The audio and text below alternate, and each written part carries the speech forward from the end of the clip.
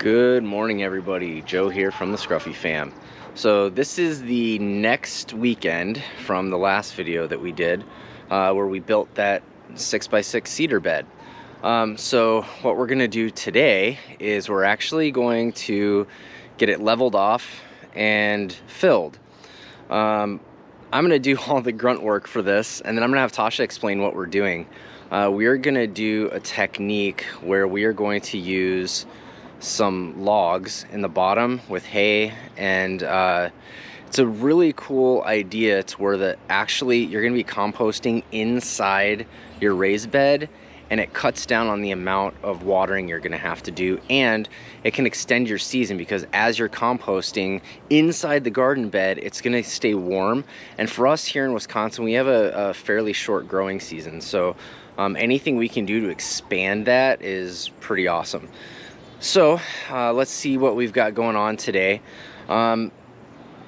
We've got a couple things that need to happen. Elijah and I moved the garden bed over to where it's going to be. So as you can see, here it is. And we've got some logistical stuff we got to take care of. We're going to do 6 feet between this raised bed. And this raised bed last year had our potatoes in it. We've got some garlic growing up really well right now in here. And then we've got some other stuff that's going to go in there because that's our full sun bed. We've got about 6 feet here before this bed. And then our fire pit is right here, so may not have a fire pit anymore. But what I've got to do is, now that I've got this in here, I've got to clear all of that grass out. I got to get all the grass pulled out of there. And then I'm going to kind of almost dig a little trench to where the bed is going to go. And then I'm going to start leveling it off. And because I'm digging it in, I'm just going to use the dirt to level it off. I'm not going to do any shims or anything. I'm just going to use dirt. And then I'm going to line the entire bottom of it with cardboard. We've got some compost that was on the bottom of our pile that then is going to go on top of the cardboard as kind of a base. And then I'm going to put all the logs in here. After we put the logs in, we're going to put some straw, and then we're going to start filling this thing. But I'm going to go ahead and get started clearing the spot where it's going to go, getting it leveled off. And then once I get it leveled off, I'm going to get the cardboard in, put the logs in, and then I'll have Tasha kind of explain what we're doing next. So I'm going to get you guys set up so you can watch me do this, and we're going to get going. Stick with me.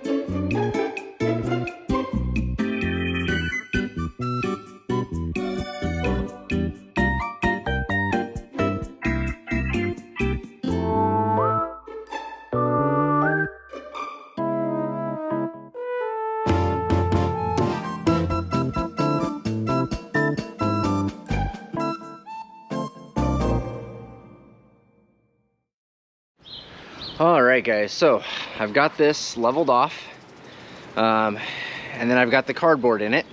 So the next stage is putting our logs that we got in it. So this is kind of a funny story, but so the way we found these logs was someone posted on one of our neighborhood resale pages that they had free firewood, just come pick it up. So I went and picked it up and got these 5 huge logs, and then we tried to split them. And when we tried to split them at my home with my axe, nothing happened. We're like, oh, this sucks. And so we actually were able to get with some of our friends, Mike and Tina. Thanks guys, I'm giving you a shout out here. And they have an electric log splitter and the tools. So we went over to their house yesterday, and the electric log splitter couldn't split the logs, and we were like, oh, this is great. So busted out an actual log splitting axe and chainsaw and found out it was white oak. So we've got a pretty decent core for our beds, but this is the pile here. So there you go, that's the pile. I'm gonna go ahead and get this inside the bed, and I'll get this all lined up, and I will set you guys up so you can kind of see what I'm doing. And then after I'm done with that, I'm gonna go switch out with Tasha, so I will be on kid duty, and she will come explain to you guys kind of what the process is of why we're doing that and what that's gonna look like. I don't know if you guys can hear, but the birds are pretty mad at me because I'm working here, and they've got their little bird nest right there on the end of the trellis. So they're not very happy with me because I'm out here working, but they'll be okay here in a little bit. All right guys, I'm gonna get you set up so you can see what I'm doing with these logs, and it's actually pretty cool. So here we go.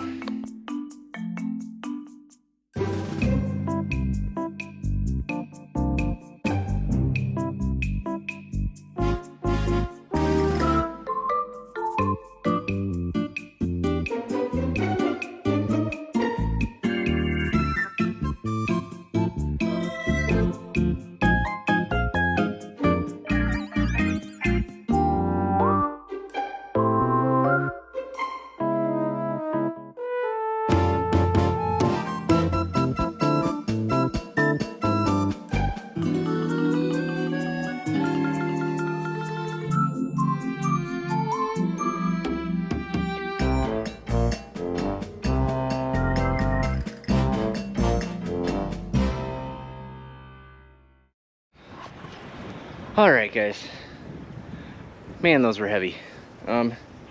So I've got all the logs in here. Check this out. So the entire bottom is lined with pretty good sized logs. The next step is putting straw on top of that. But before we do that, I'm gonna have Tasha kind of explain why we're doing that and what the advantages of doing something like this are. I am really happy with this bed. It looks really nice. I don't have to do anything to it. It's all cedar. And like I said in our last video, it wasn't that hard to build this from scratch, and it was fairly affordable, especially with the way lumber prices are right now. This was all like under 70 bucks to build. And right now we're looking at about 70 bucks for this garden bed. We do have some dirt that we got that's gonna backfill in here, and some straw that we had to buy, but we also have our compost. So I want to say that getting this 6x6 cedar bed in with all the stuff that we're gonna do to it, we're gonna come in about $100 from nothing to a filled bed ready to plant our potatoes. So that's it for me for right now. I'm gonna hand it off to Tasha and talk about how we're gonna fill this bad boy up. So this is going really well. It's really cool. So stick with us, guys. And next you'll see Tasha explaining why we're doing it this way. All right, guys. Hi, good morning.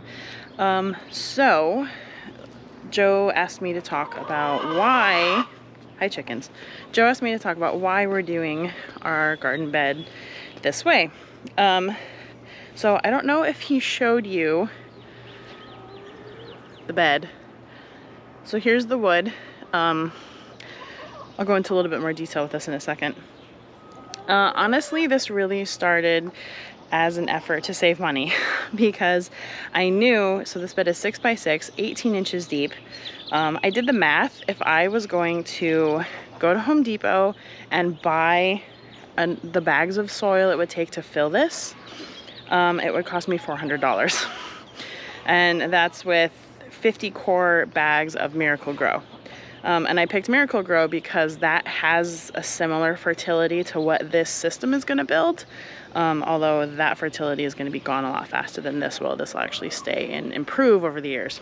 So we did not want to spend $400 on filling this thing with soil just so that we could grow potatoes. So I started looking around at what our options were, and I saw a lot of people talking about putting something at the bottom of your raised garden bed so that you don't need as much soil. So really it started there, and a lot of people recommended logs. And also I had seen Emma Gardner's video talking about his straw cores that he does. So I was like, you know, maybe there's something to this. Like, let's fill up this bed with something else aside from soil that will break down, improve fertility over the years, improve water retention, would increase the life that's actually in the soil, all the bacteria and stuff that you want in there to help your plants uptake all these nutrients. And from there, I was doing some more research and came across the concept of Hugelkultur. So it's a German word, and literally means like hill culture or hill mound.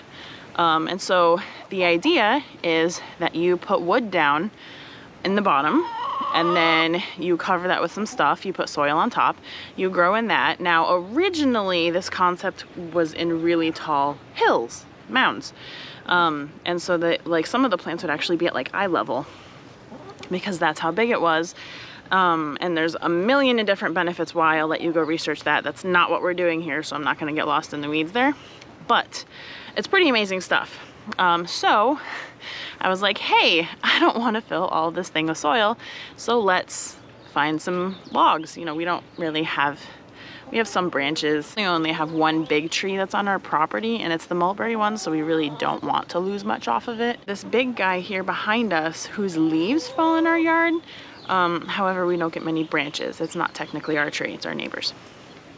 So we needed to find some wood. So I went on Facebook Marketplace and just tried to see if anyone had some laying around. I figured, I don't know, why not? Actually found someone who posted that they had just put a bunch out in their driveway. It was free, just come haul as much as you want, and when it's gone, it's gone. So of course I was like on it. So I told Joe, I was like, go get this wood right now. Like, start driving and I'll text you the address while you're on your way. You know how to get to the town. And so him and Elijah went and picked up, I believe, 5 logs. Come to find out, it's white oak. So they're super hardwood. They will take a long time to break down, which is probably a good and a bad thing. Yeah, and so we brought them back, but they were whole logs. Joe tried to split them and his axe did nothing, actually got stuck. We had to retrieve that after like half an hour of fighting with it. So we finally took it to our friend's house and they really split it for us. A million thanks to them. And then they also gave us some of their extra firewood, since, you know, it's spring now, they don't need it quite as much, to kind of fill off, because we marked off like an imaginary 6x6. So we now have a bed full of wood in the bottom. The benefits for why we're doing this, come to find out, like there's a whole system. I was just gonna chuck wood in the bed in the bottom, and actually originally I was just gonna chuck straw bales in the bottom and, you know, be done with it. Come to find out, straw breaks down really quickly and you kind of get like sinkholes in your dirt, which did not seem like it would be a great idea when I was trying to grow like potatoes and stuff. So we decided against the straw bales, and that's when the wood came in. So some of the benefits of why we're doing this method now, the wood is actually going to act as a sponge. So like I was reading some pretty crazy stuff. Like if you get really deep Hugelkultur beds, you know, we're talking like 3 feet deep, even where you have the logs standing on end inside the dirt, like you water them really good once in a whole season and you never water it again. So it's really great for arid places. You know, like if we were ever to be gardening in Phoenix again, we definitely would be using this concept for all of our beds. And so what we have set up here will probably hold enough moisture for a couple weeks. Now we do get enough rain here, especially in the summer. We get enough thunderstorms and stuff that I'm not really worried about it. But it is really cool to know that I never have to, I'm probably never gonna have to water this bed unless we go like a solid month of no rain, which can happen, especially in like July, but that's really towards the end of these guys being done anyway. So I'm not worried about it. So yeah, the wood acts as a sponge. The other really cool thing is that it breaks down slowly, so it is actually going to provide nutrients back to the soil. And so I'm essentially composting underneath the dirt that I'm growing in. And so, like, you know, everything that's great about compost is what we're going to be building at the bottom, at the base of our bed. So, you know, the moisture retention, the soil fertility, just the abundance of nutrients, the really great texture and the air pockets and all of that stuff that you want for really amazing soil, we are building off the bat. And the great thing about it being wood, which especially white oak apparently, it's just going to take a really long time to break down, is this bed is going to be set for probably like 5 years at least. Now there's a very good chance that we will no longer be on this property anymore by the time that it needs something else done to it. So that's a really cool prospect. If you already live on some property and you have trees and you have grass, like you could totally build as many garden beds as you wanted for absolutely free and have ridiculous soil fertility. So it's kind of like the same concept as lasagna gardening, which I know is really popular. A lot of you have probably heard about that. So it's going to be wood. Well, we actually have cardboard down because we have some crazy weeds around here, and the ground ivy, and just, I don't want to fight with any of that. So we have cardboard down. We're going to soak that. Put the wood down. We're going to soak that. And then I'm going to shove in all those little tiny pockets all of the mulched leaves that we have from last year. I'm not confident that we have enough to cover this whole bed now that I'm actually looking at the size of it, but we'll get as much as we can. And I also have 2 straw bales, which will also be used to kind of fill in any of those gaps. So ideally we would have, you know, relatively flat surface of our compost pile, essentially. And then, you know, make sure everything's nice and moist. And then I'll go ahead and we bought 50 quart bags of soil from Costco. And we're gonna put that in. And then, so we're gonna be doing 2 different things with this bed. 4 feet of it is gonna be all potatoes.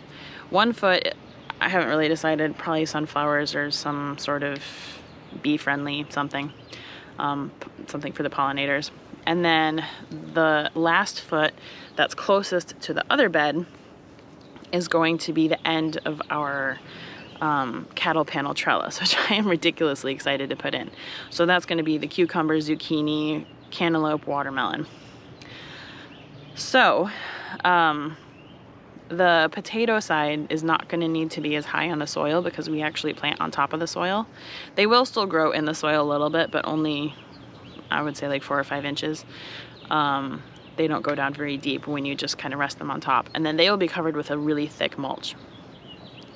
So I think we have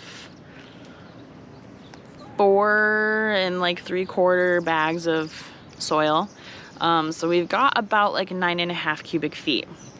So that is probably going to be a little bit short for this bed. And each of those bags of soil was $9 and some change at Costco. So there is still a little bit of an expense, but you know, I'll take, what, 40 bucks over 400. We might need to go get 1 more bag just to kind of build up the soil on the side that's going to have the trellis. But really we're just going to have to see. I'm hoping that I have enough mulch that week for the compost part. Oh snap, I totally forgot. So backtrack to the layers. We're also going to put a layer of our partially finished chicken compost because the wood is actually going to absorb a lot of that nitrogen as it starts breaking down.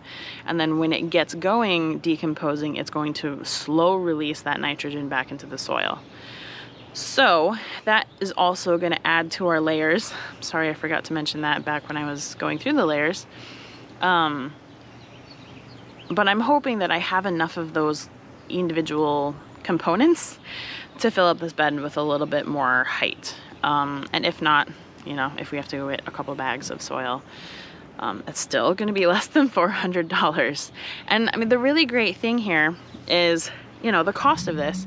So the bed itself was less than $70. The wood was free. It was a little bit of sweat equity to split them, honestly, which honestly our friend did. So we have to find some way to repay them now because they're amazing people. And then our chicken compost is free, and the straw bales that the mulched leaves were free. Although I did buy a mulching leaf sucker because that's just the funnest equipment I've ever used in my life. It wouldn't have needed to. I could have just run over it with a mower or, you know, let it dry out and stomp on it. So I could have done that for absolutely free. And then the bales of straw were like $4 each, and I have 2 of them.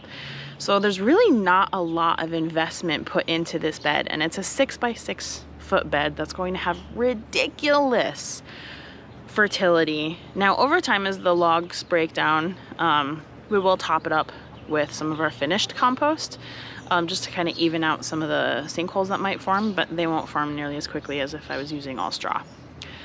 And it's not even really necessary for fertility. Like, I probably could just toss topsoil on there and it would be fine. We actually have a bunch of soil that I want to sterilize, and we could absolutely use that and just backfill. So that was a lot of talking. Hopefully you guys kind of got the vision of what we're doing here. And now I am going to go get the hose because we have to start hosing down some of our layers and then start putting this thing together. And one thing I did forget to mention is I'm using our chicken compost because I want to be able to plant in this, like, preferably today. If you don't have chickens, if you just have a garden spot in town, you could totally do this and prep this ahead of time, like a season before you actually want to use it, and just toss down grass clippings. And over that season, with the heat and everything that's building up because you're composting, you'll actually be able to kind of have this thing totally set for almost free a year in advance. And I also just reminded myself of another benefit is this will heat up because it's composting, it's breaking down, decomposing creates heat. So this might be able to last longer into frost. Now the green parts at the top of the plant won't necessarily. But I think the most important thing for living here in Wisconsin is next spring we should be able to start planting in this sooner. So this may become our new spring bed.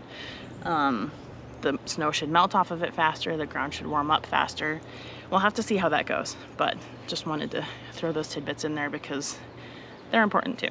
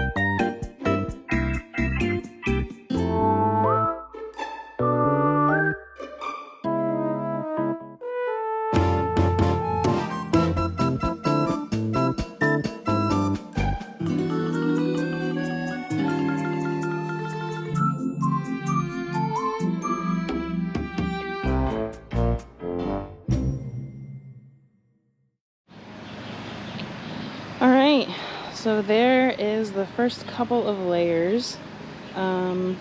So when you saw me kind of fussing with all of the leaves and stuff, that was to make sure that they kind of sunk into the cracks between the logs, because obviously the logs are not flat. Just to make sure that everything is packed down as tightly as it can be. So as of right now, we have about 8 inches over on that side for soil space.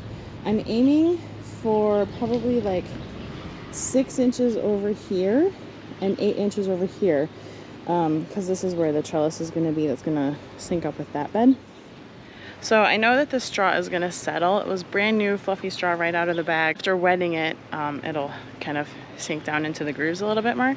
So I'm actually going to go inside and eat lunch, and then give it a couple hours, and then we'll come back and see where we're at, and then kind of assess how much compost we want to put on top of this before we put the soil. So I am super excited. We're on our way. See you guys in a few hours. All right, so we didn't have a whole lot of settling.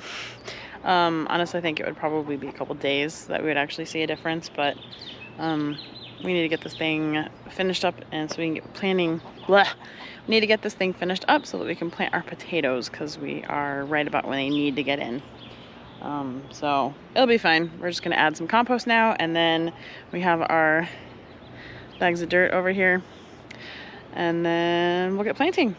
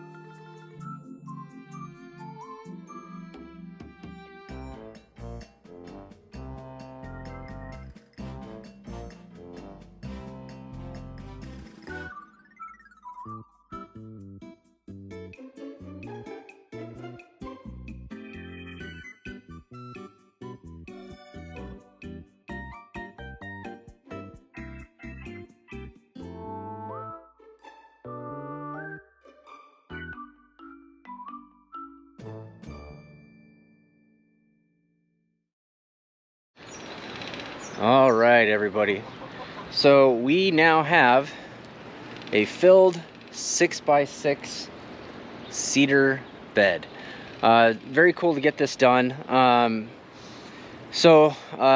We were able to do this actually pretty cheap compared to what we had researched. We did the math on this, and if we had filled this bed with just bags of dirt, we would have spent over $400 just on dirt.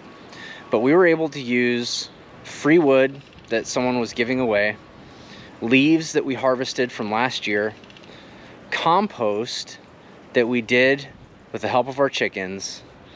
And then we did have to buy some dirt, and our math was a little off, so we had to go pick up a little bit more. But we are in this for, I want to say total for this bed to be built and filled, we are definitely under $200. I would say we're probably at $150 to $175. Give or take that 25 bucks. But and yeah, and majority of that is dirt. So we're gonna get to planting our potatoes. We did a video last year on our potatoes and how we plant them, just doing a shallow planting method by putting basically the potatoes on top and then just covering in straw. So I'll link that video down in the descriptions. But thank you so much, guys, for all your support. And like I've said previously, thank you so much for the 100 subscribers. When we get to 1,000, we're gonna do a really cool giveaway. So share these videos, like them, send them to your friends, anybody else who might be interested. We're really easy to follow or get a hold of at the Scruffy Fam on Instagram, the Scruffy Mama for Tasha back here. And if you want to email us, the scruffyfam@gmail.com. Thank you so much, guys, and we'll see you next time.